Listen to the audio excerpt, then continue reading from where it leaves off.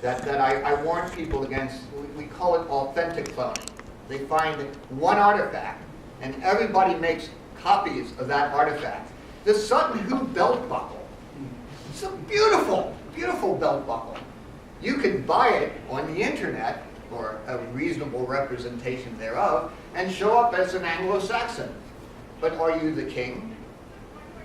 Were you important enough to be buried in a burial ship 90 flippin' feet long? How many people in all of Scadia qualify as Anglo-Saxon king? And if one did, there would only be one. That artifact was unique. Oh, and the tripod, Oseberg ship tripod. Wonderful, wonderful piece of work. Everybody assumes you can cook on the ship. It's the Queen's burial ship. It might have been her favorite tripod, or they're equipping her for the afterlife. Sutton Hoo burial, the chain. This is my blacksmithing disaster. Fortunately, I didn't go that far. If you look at the drawings of the chain on the Sutton Hoo ship, it's this beautiful, delicate, twisted ironwork. It's just spectacular. I go to the British Museum. They've got the original, and they've got a replica hanging from the ceiling. Okay? It was found on a ship. I assumed it was about this long. It's 12 feet long, people. It goes through the ceiling here. It's from the hall. They took the chain from the hall and the big cook pot, which they'd stolen from the Celts, and they put it on the ship because he was a king. And by God, if he's going to the afterlife, he's going well equipped, because we don't want him to come back and haunt us for the rest of our lives. Just because you find it on a ship doesn't mean it belongs to the ship. Just because it's not on the ship doesn't mean it wasn't there. Anybody here, besides my immediate circle of friends, heard the cutting off the ham story? Cutting off the end of the ham? One of my friends swear it's firsthand from her family on the Eastern Shore. The Eastern Shore of Maryland is voted most likely to secede from the rest of the state.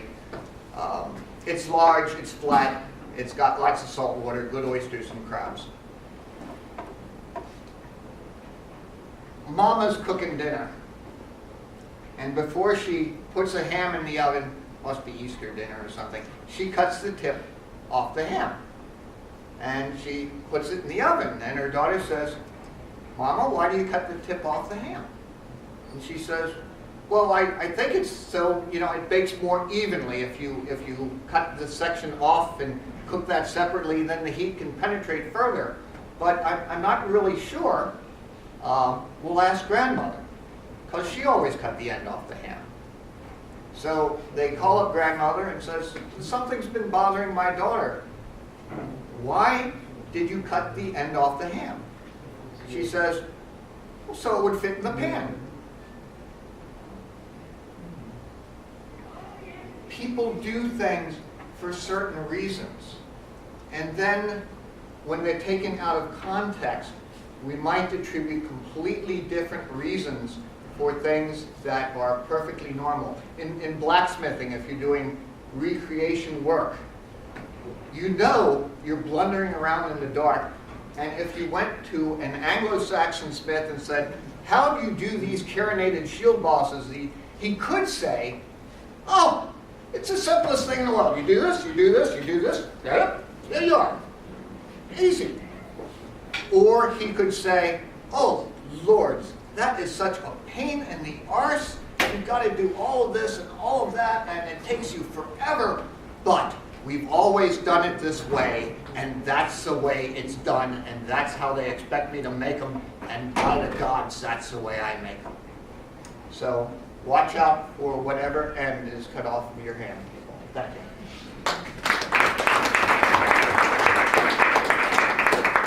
Before people begin to leave or get into questions, you don't have to rush everybody out. Answer his feedback questionnaire. forms. If you do not have one of these, raise your hand. I will deliver one to you. Take the time, please. Fill them out. Get them back to us.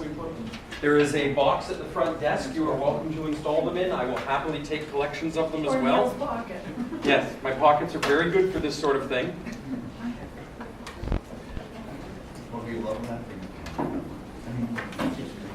Now you can feel free to ask questions. Nobody will kick you out. It's the last session. It's the last session, yes. I figured I was good. You need to see where you're going. Why does that not work for me? You're like most. The day our people who went to Denmark and took the course, they said, well, that's what the lookout's for.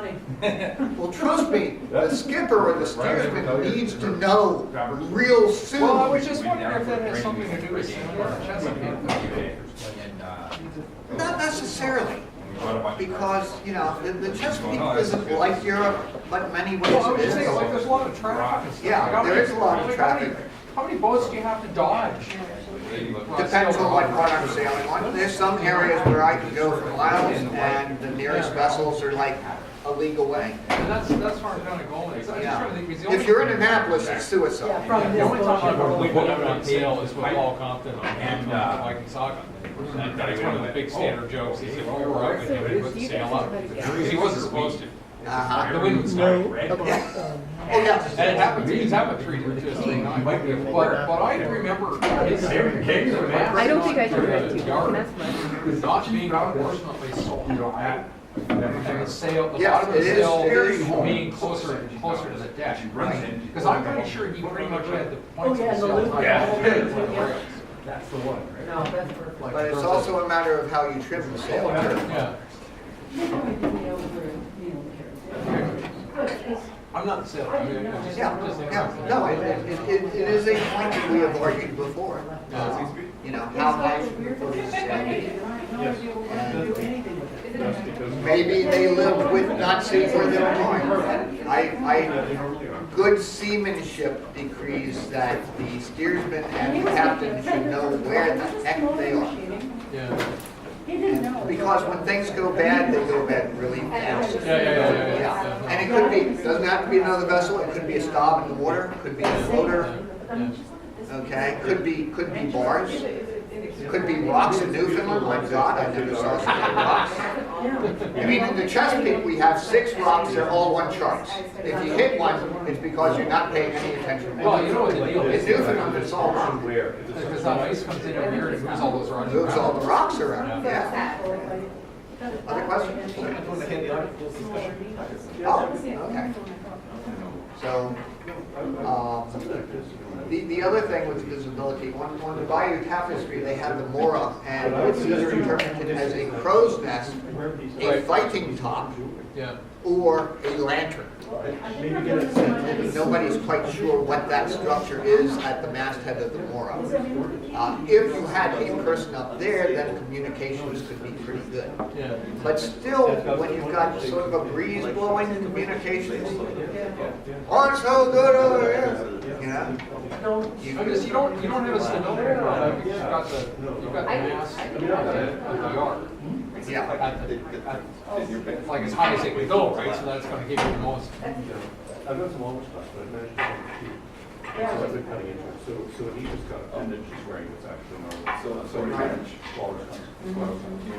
And honestly, in good weather, or light breezes, when you will stub this right down to that board rigging. Because that's not hill. And when you do that, Yeah.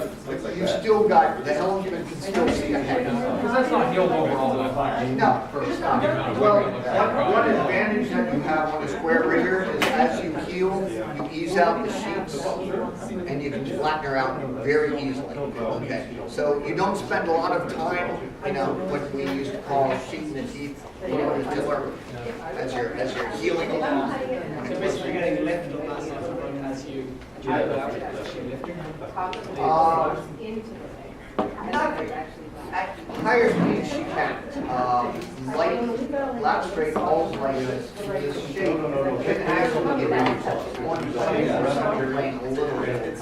And several people are up with us have bragged about being on plane. But the trick is when you're on plane, you're on sort of the edge. If you go surfing too fast, things can get damaged.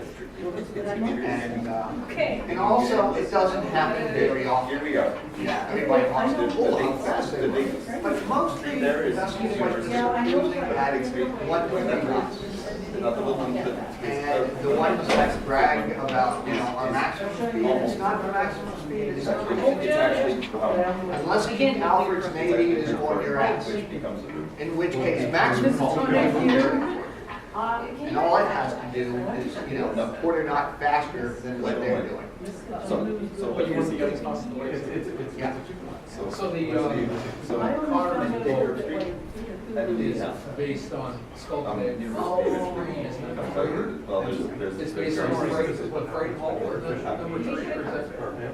Oh, yeah, it's So then they actually trying to road that? number 3. This is, Hottie Carter's is, hull number 1. But I've done the car. It's a merchant vessel. Yeah. Yeah. They also have a lighter vessel, number 3.